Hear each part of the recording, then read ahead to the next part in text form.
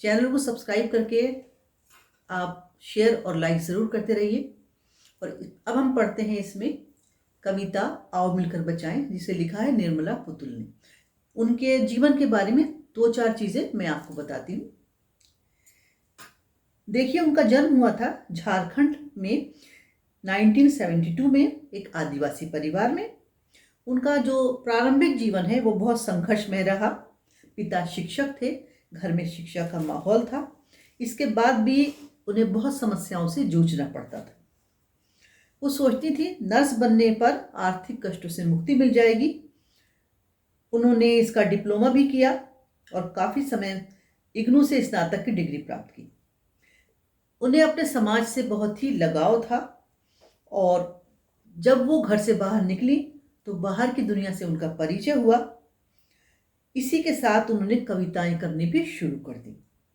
नगाड़े की तरह बजते शब्द और अपने घर की तलाश में इनकी 2 रचनाएं हैं। इन्होंने इस आदिवासी समाज की गहराई को, उनकी अपनापन को बचाए रखने के लिए इस कविता को लिखा है। इस कविता में वो बताती हैं कि जो आदिवासी लोग हैं या जो संथाली लोग हैं या जो जहाँ भी रहने वाले लोग हैं, उन्हें अपनी संस्कृति को बचाकर रखना चाहिए। अपनी चीज़ों को कभी भी छोड़ना और भूलना नहीं चाहिए। कविता की पंक्तियां पढ़ती हूँ, पढ़ने के बाद उसकी व्याख्या आपको समझाती हूँ। अपनी बस्तियों को नंगी होने से, शहर की आबो हवा से बचाएं उसे डूबने से, पूरी की पूरी बस्ती को हंडिया में। अपने चेहरे पर संथाल परगना की माटी का रंग, भाषा में झारखंडीपन। ये सब जो कवित्री हैं वो अपने उनका अपना अलग है। जो संथाल परगना का जो उनका रहन सहन है, जो उनके तरीके हैं, उनको वो बचा कर रखना चाहती हैं। उनको लगता है कि अगर वो संस्कृति में दूसरी संस्कृति मिल जाती है तो उनकी संस्कृति दूषित हो जाएगी। इसीलिए वो कहती हैं कि अपनी बस्तियों के नंगी होने से, शहर की आबो हवा से। शुरू की जो लाइन है उसका अर्थ यह है कि जो उनकी बस्तियों का हरा भरापन है, जो उनके पेड़ पौधे हैं, उसको बचाना है। साथ साथ शहर का जो कल्चर है, जो संस्कृति है, उससे भी उसे अपने एरिया को, अपने जगह के लोगों को बचाकर रखना है। हंडिया में अपने चेहरे की पर संथाल परगना की माटी का रंग, भाषा में झारखंडीपन। कहते हैं उनके चेहरे पर उनके जो भाव हैं, जो उन्हें दूसरों से अलग करते हैं, उन्हें उसको अलग रखना है। और उनकी जो भाषा है, भाषा में झारखंडीपन है, यानी भाषा जो उनकी दूसरों से उन्हें अलग रखती है, उसे उन्हें वैसे का वैसा ही बनाकर रखना है। तात्पर्य कहने का ये है कि जैसे भी वो लोग हैं, उन्हें दूसरों के साथ रहने के लिए अपनी चीज़ों को, अपनी जो ओरिजिनल चीज़ें हैं, उन्हें छोड़ना नहीं है। चाहे वो उनकी भाषा हो, चाहे उनके चेहरे के वो हाव भाव हैं, और चाहे उनकी वो बस्तियाँ। क्योंकि अगर वो इस सब को छोड़ देंगे तो उनका जो अपनापन है, जो उनकी दूसरों से अलग होने की एक पहचान है, वो मिट जाएगी। वो भाषा का झारखंडीपन जो दूसरों को चाहे अच्छा ना लगता हो, अक्खड़ लगता हो, लेकिन उन्हें उसी को रखना है, यही उनकी पहचान है। जो जिसका है वो उसको कभी छोड़ना नहीं चाहिए। वो उनको वही चीजें दूसरों से हमें अलग करती। ठंडी होती दिनचर्या में जीवन की गर्माहट, मन का हरापन, भोलापन दिल का, अक्खड़पन, जुझारूपन भी। अब वो बताती है कि उन्हें किन किन चीजों को बचाकर रखना है। उनकी भाषा जो झारखंडी है, उसका जो अक्खड़पन है, वो उन्हें बचाना है। ठंडी होती दिनचर्या में जीवन की गर्माहट, यानी कि लोगों में जो निराशा आ गई है, उन निराश होते लोगों में आशा का संचार करना है। मन का हरापन, हरापन से है उत्साह और उमंग। तो मन में जो उत्साह और उमंग है, यानी कि जो आशा है, उसको बचाकर रखना है। भोलापन दिल का, जो संथाली दिल से भोले भाले हैं, जो आदिवासी मन के भोले और सच्चे होते हैं, उसे बचाकर रखना है। दूसरों की तरह चालाकी और चापलूसी नहीं करनी। अक्खड़पन, जुझारूपन। अक्खड़पन यानी कि अपनी बात को साफ तौर से कह जाना, जो मन में है वही बोल जाना, अक्खड़पन।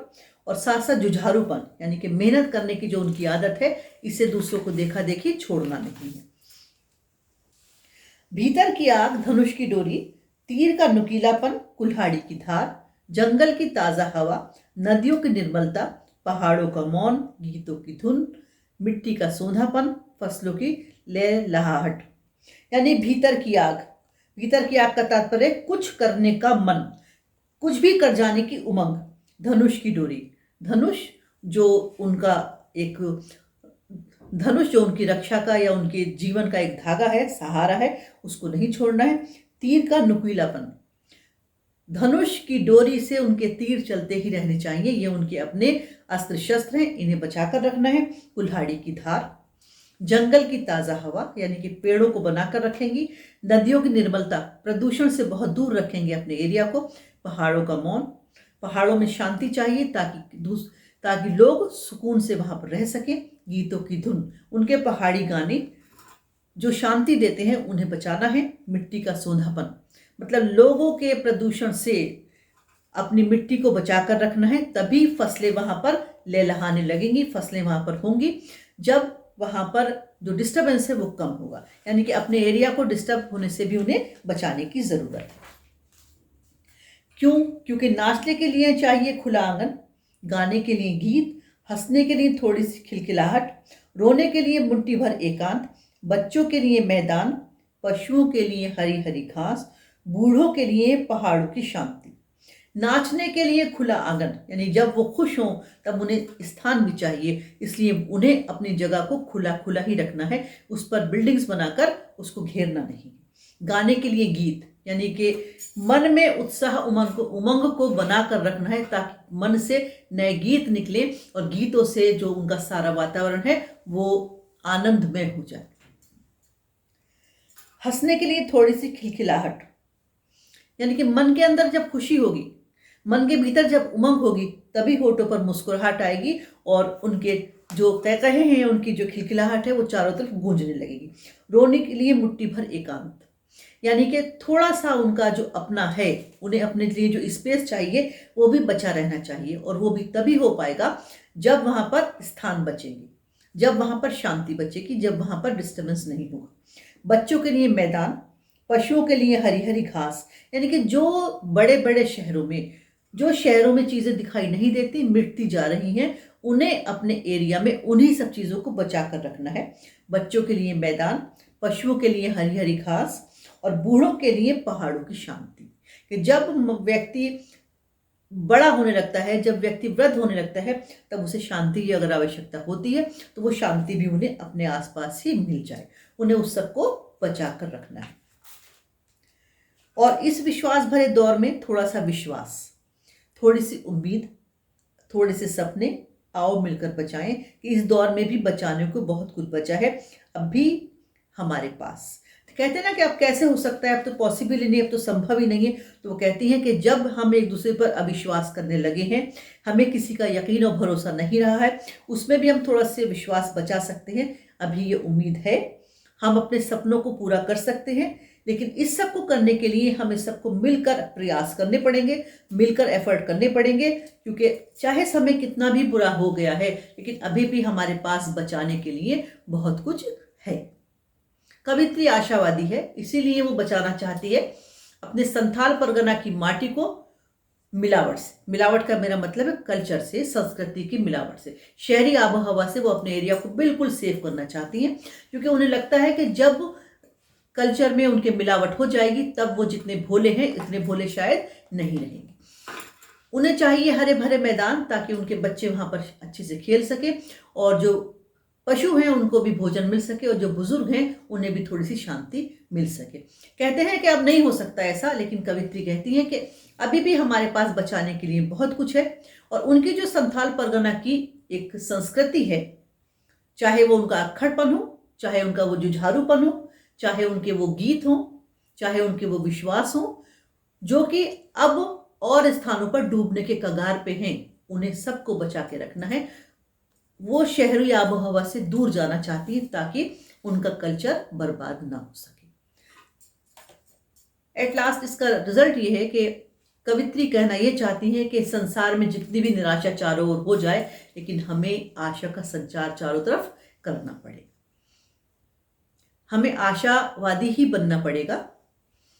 एक बात। दूसरी बात यह कि चाहे दूसरा कितना भी कुछ अच्छा ना हो, दूसरों का बहुत अच्छा चाहे हो और अपना उतना अच्छा ना हो, लेकिन अपनी चीज़ों को कन्फाइन करना चाहिए, बचा कर रखना चाहिए, वही हमारी पहचान बनती।